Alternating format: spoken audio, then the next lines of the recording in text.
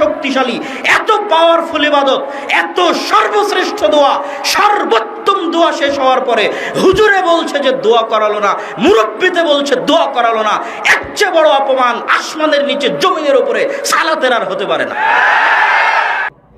এখন আমি জানতে চাই, তারা মুসলিম জাতিকে কোন পথের পথিক বানাতে চাইছে? আমি জানতে চাই, তারা মুসলিম উম্মাকে কোন রাস্তায় চালাতে চাইছে?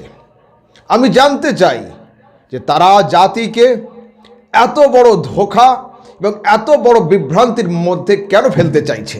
সালাত শেষ হলো মানে কি শেষ হয়ে গেল? দোয়া শেষ হয়ে গেল। এবার আপনি যদি বলেন যে হুজুর দোয়া করলো না, তাহলে বুঝতে হবে আপনি জাহেল, আপনি মূর্খ, আপনি অজ্ঞ, আপনি ইসলামের হাকিকত সম্পর্কে জানেন না। তারা কি হাদিস কোরআন কি অধ্যয়ন করেনি? তারা কি কোরআনের আয়াত কি পড়েনি? তারা কি নবী সাল্লাল্লাহু আলাইহি ওয়াসাল্লামের হাদিস এবং সুনানের দিকে কি তারা খেয়াল করে নাই? মন দিয়ে শুনুন, কোরআন শরীফের মধ্যে 30 নম্বর পারা সূরা আলাম নাশরাহ এর শেষ আয়াতের মধ্যে আল্লাহ তাবারক ওয়া তাআলা বলছেন, ফাইদা ফারাগতা ফানসাব ওয়া ইলা রাব্বিকা ফারগাব। যখন তুমি শেষ করবে তখন মন দাও। কি শেষ করে কোন দিকে মন দাও? আল্লাহ তাবারক ওয়া তাআলা এই কথা কোরআনের মধ্যে ক্লিয়ার করে বলেন নাই। এই আয়াতের ব্যাখ্যাতে আল্লামা জালালউদ্দিন সুয়ুতি আদ-দুররুল মনসুর কিতাবের 8ম খণ্ডে এবং হযরতে শওকানি ফতহুল কাদিরের 5ম খণ্ডের মধ্যে একটি রিওয়ায়াত নিয়ে এসেছেন। হযরতে আব্দুল্লাহ ইবনে মাসউদ রাদিয়াল্লাহু তাআলা আনহু থেকে বর্ণিত, আন আব্দুল্লাহ ইবনে মাসউদ قال فإذا فرغت من الصلاة فانصب إلى الدعاء وإلى ربك فارغب। হযরতে আব্দুল্লাহ ইবনে মাসউদ রাদিয়াল্লাহু তাআলা আনহু বলছেন, যখন নামাজ শেষ করবে তখন দোয়াতে মন দিয়ে দাও। এরপর আমি আরো একটি রিওয়ায়াত আপনাদের সম্মুখে পেশ করছি, শুনবেন। এই রিওয়ায়াতটি ইমাম ফখরুদ্দিন রাজি তার যুগবিখ্যাত তাফসীরে কবির গ্রন্থের মধ্যে, ইমাম সুয়ুতি আদ-দুররুল মনসুরের মধ্যে, বাগাবী মাআলিমুত তানজিলের মধ্যে, সামআনি আপন তাফসীরের মধ্যে, ইবনুল জাওজি জাদুল মাসিরের মধ্যে, হযরতে শওকানি ফতহুল কাদিরের মধ্যে রিওয়ায়াত নিয়ে আসছেন। আন কাতাদাতা ওয়াদ-দাহহাকি ওয়া মাকাতিলা ফি কওলিহি তাআলা ফাইদা ফারাগতা ফানসাব, আই ফাইদা ফারাগতা মিনাস সালাতিল মাকতুবাতি ফানসাব ইলা দুআ। হযরতে কাতাদা, দাহহাক এবং মাকাতিল থেকে রিওয়ায়াতটি বর্ণিত। তার মধ্যে সরাসরি বলা হচ্ছে, যখন তুমি ফরজ নামাজ শেষ করবে তখন দোয়ার দিকে মনোনিবেশ করো। এবং আসুন এখন আমি আপনাদের সম্মুখে ফরজ নামাজের পরের দোয়া সরাসরি কবুল হয় যিনি দিন এনেছেন, দিন শিখিয়েছেন, যার চলার নাম সুন্নাত, যার ওঠার নাম সুন্নাত, যার হার নাম হালাল, যার নার নাম হারাম, নবী মুহাম্মদ রাসূলুল্লাহ সাল্লাল্লাহু তাআলা আলাইহি ওয়াসাল্লাম।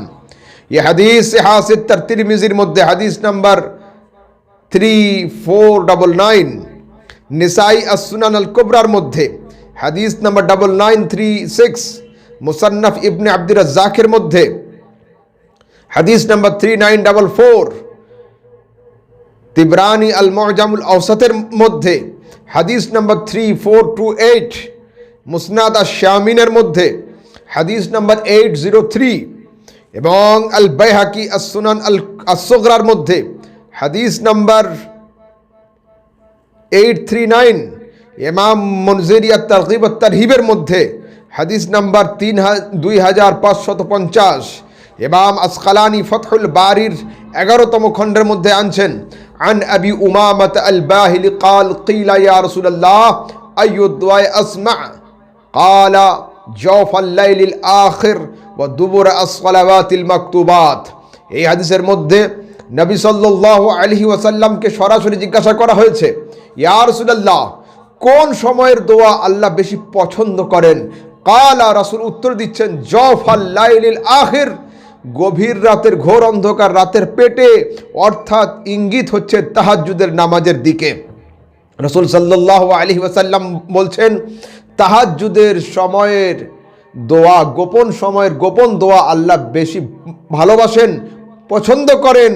ওয়া দুবুরা আস-সালাওয়াতিল মাকতুবাত, এবং প্রত্যেক ফরজ নামাজের পরের দোয়া আল্লাহ বেশি কবুল করে থাকেন। জনৈক বক্তার ছেলে বক্তা বলল যে নামাজের পরে দোয়া করা নামাজকে অপমান করা, এবং এত বড় অপমান যে আসমানের নিচে জমিনের উপরে এর চাইতে বড় অপমান কিছু হতে পারে না। অথচ নবী সাল্লাল্লাহু আলাইহি ওয়াসাল্লাম সিহা সিত্তার হাদিসের মধ্যে আমাদের শেখালেন যে ফরজ নামাজের পরের দোয়া আল্লাহ তাবারক ওয়া তাআলা বেশি কবুল করে থাকেন। আসুন সিহা সিত্তার পরে আরও একটি হাদিস আপনাদের শোনাই। ये हदीस सिहा सित्तर तिरमिजी हदीस नंबर 3578, निसाई शरीफ हदीस नंबर 10495, इब्ने माजा हदीस नंबर 1385, इब्न खुजाइमा as-सहीर मध्य हदीस नंबर 1219, मुस्नद अहमद बिन हम्बलेर मध्य हदीस नंबर 1385, 17269, इमाम हाकिम अल मुस्तदरक ग्रंथेर मध्य नकल करेছেন, इमाम तिब्रानी अल मुअज्जम अस-सगीरेर मध्य एवं अल मुअज्जम अल कबीरेर मध्य, इमाम बुखारी अत-तारिख अल कबीरेर मध्य हदीस नंबर 3192। তারপরে এই হাদিস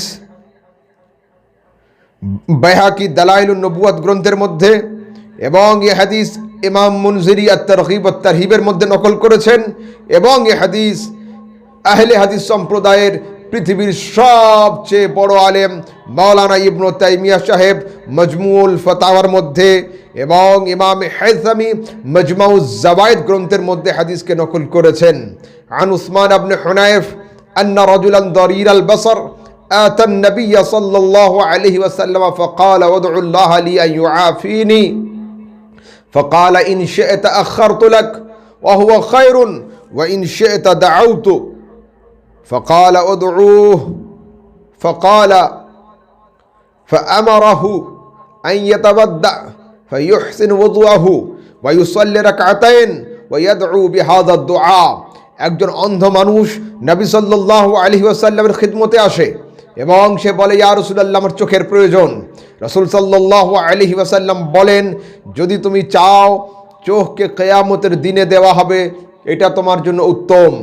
আর যদি তুমি চাও দুনিয়াতে চোখ, তাহলে তুমি বাড়ি যাও, সুন্দর করে ওযু করো এবং 2 রাকাত নফল নামাজ আদায় করো। ইউসাল্লি রাকাতাইন, 2 রাকাত নফল নামাজ আদায় করো। নামাজের শেষে কি মন্ত্র পাঠ করতে হবে, কি দোয়া পাঠ করতে হবে আমি নবী শিখিয়ে দিচ্ছি। আল্লাহুম্মা ইন্নী আসআলুকা ওয়া তাওয়াজ্জাহু ইলাইকা বিমুহাম্মাদিন নাবিয়্যির রাহমাতি ইয়া মুহাম্মদ। নামাজের শেষে দোয়া করবে, আয় আল্লাহ, আমি তোমার কাছে চোখ চাইছি রহমতের পয়গম্বর মুহাম্মদ সাল্লাল্লাহু আলাইহি ওয়াসাল্লামের ওসিলাতে। যদি নামাজের পরে দ্বিতীয়বার দোয়া করলে নামাজকে অপমান করা হয়, নামাজকে ব্যঙ্গ করা হয়, তাহলে নবী সাল্লাল্লাহু আলাইহি ওয়াসাল্লাম নিশ্চয়ই নামাজকে ব্যঙ্গ করা শেখান নাই। তার কথা অনুযায়ী নবী সাল্লাল্লাহু আলাইহি ওয়াসাল্লাম নামাজের সঙ্গে ব্যঙ্গ করেছেন, নামাজকে অপমান করেছেন এবং উম্মতিকে নামাজের সাথে অপমান করা শিখিয়েছেন। নাউযুবিল্লাহ, আস্তাগফিরুল্লাহ মিন যালিক। হে যুবক, এখনো সময় আছে, সাবধান হও। এই সমস্ত বিমুখগামী, এই সমস্ত বিপথগামী, এই সমস্ত জাহান্নামের দিকে আহ্বানকারী আলেম থেকে দূরে থাকুন এবং সর্ব অবস্থায় সর্বকালে দোয়া মোনাজাত প্রার্থনা করতেই থাকুন। আরে जो मांगना है मांगो, उस दर पे जाके मांगो, वो दर बहुत बड़ा है जिस दर का मैं गदा हूं।